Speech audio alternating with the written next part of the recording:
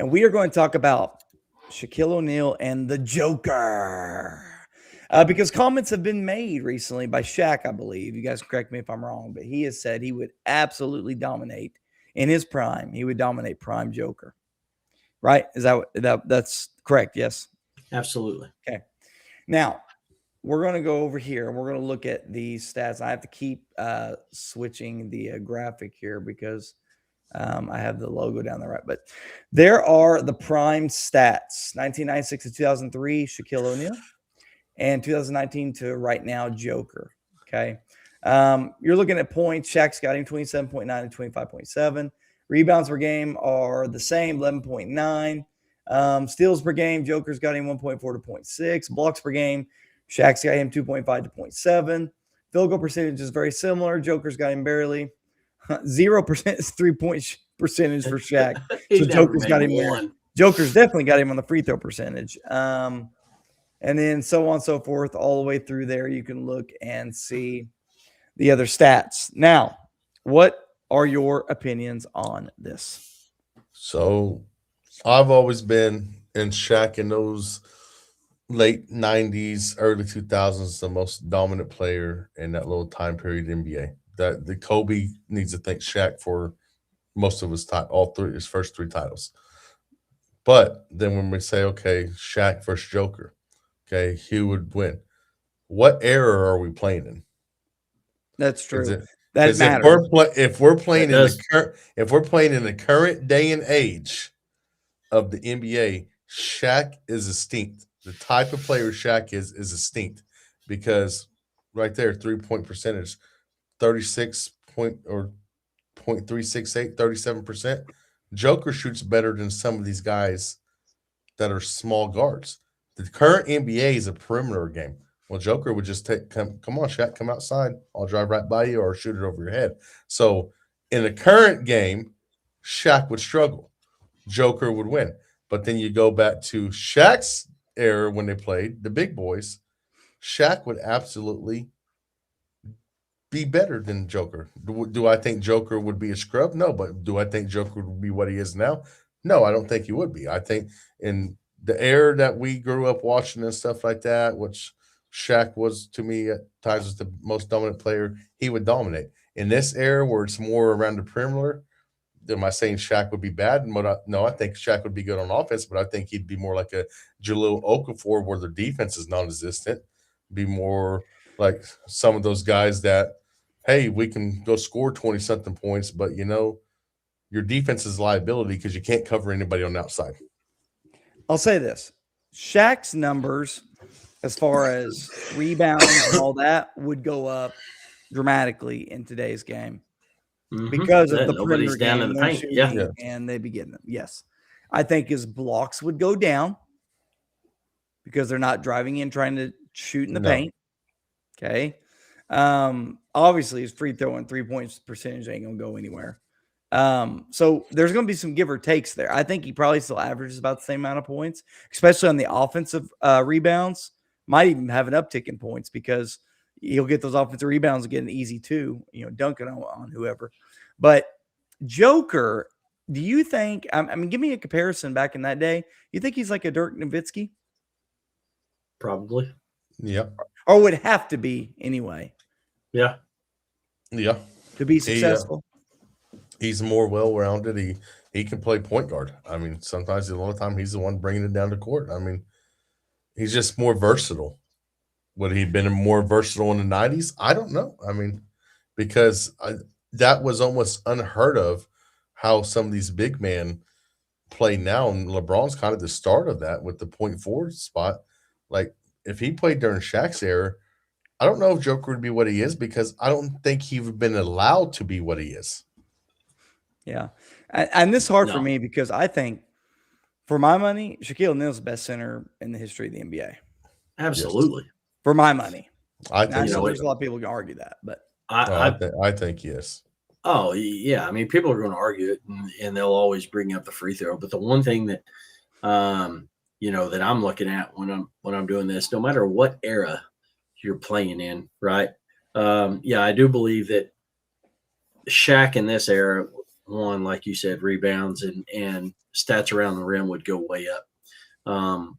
But so would his points per game because they don't play defense. And you can't sit here and tell me that this guy, as dominant as he is, wouldn't average 30-plus points a game, every night. But the one thing that Joker couldn't do is defend him because Shaq was one. He was best around the rim, whether it's backing you down and getting you knocked off the back, off the block and creating room for him to just hit that one step, spin and jam. But at the same time, he was probably one of the smartest men with the highest IQ to play the game at his size. So whether it's around the, out there on the perimeter in the paint, defensively, he was 9 times out of 10 a step ahead of everybody. So I think his dominance, his physicality, and his IQ is what's going to propel him. I think. I don't think he'd be as dominant in this day and age because they play at such a more fast pace. There's a lot of times Shaq wouldn't even get down at the other end because they're full speed ahead. Well, that and they wouldn't even get close to him before they make a play. They'd be shooting the ball. I think most of his points would be scored off of offensive rebounds or if they set up a half court set for him. In this day and age of game, in this day and age and game, what they're in. The type of center that Shaq was is distinct. I mean, for sure. That brings up the question. The original question was prime Shaq or prime Joker. Now let's put it this way. What if it was in the 90s? Who are you taking? Mm-hmm. Oh, Shaq all day long. Shaq. If it's in today's game, who are you taking? Joker. I'm still taking Shaq. I'm taking Joker in today's game. So that's where you could. That's where the real debate is. I don't think it's who's better because guys, who's a better player than Joker right now in the NBA? No one. Should have won an MVP last year, stolen from him by the foul merchant. So that's what I'm saying. I think Shaq's the greatest center of all time, but I'm used to the 90s NBA, and being point guard, shooting guard, small forward, power forward, center.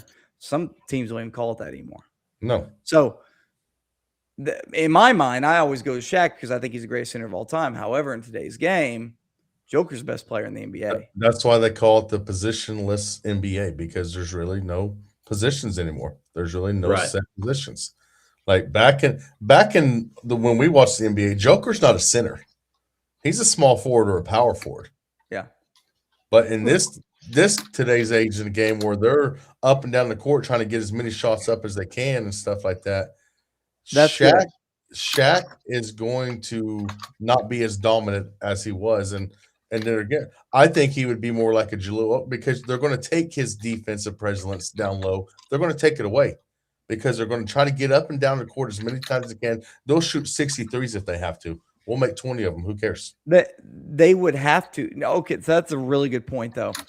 Joker as a power forward in the 90s cooks. Yes.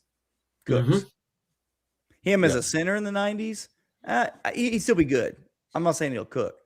But you put him at power forward where he could slot down to the small forward if he needed to stop. Yes. Just stop. Yes. He'd still cook. He would still cook in the 90s. But he would have to change positions. But if you had to ask me, you take prime Shaq and against prime Joker one-on-one, kind of like they talked about LeBron and Jordan. I'm taking Joker. You're taking Joker?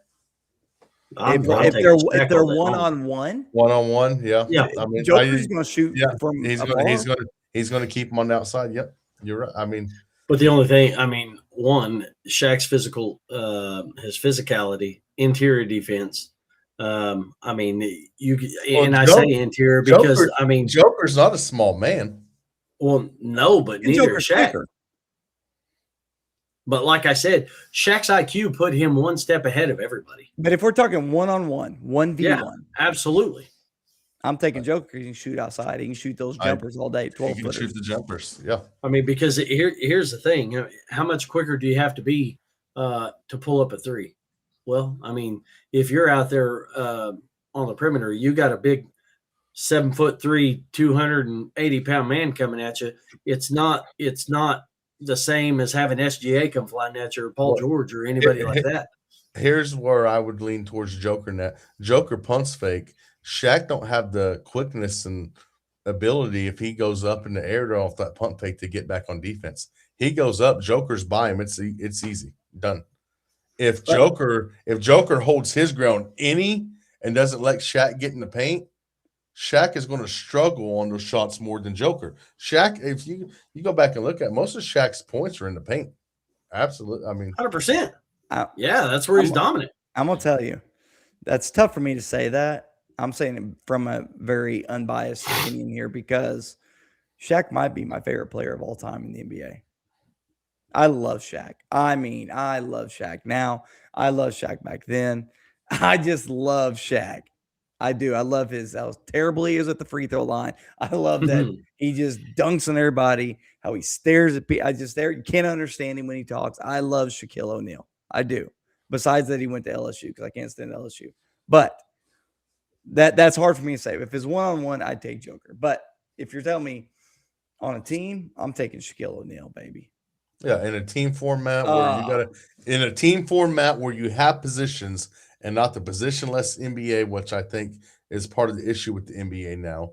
If in a team format where you got, hey, you're the center, you're down low, Joker, you're guarding him and you're going down low too, I'm taking Shaq all day. But in today's day and age of the NBA, it's Joker 100%.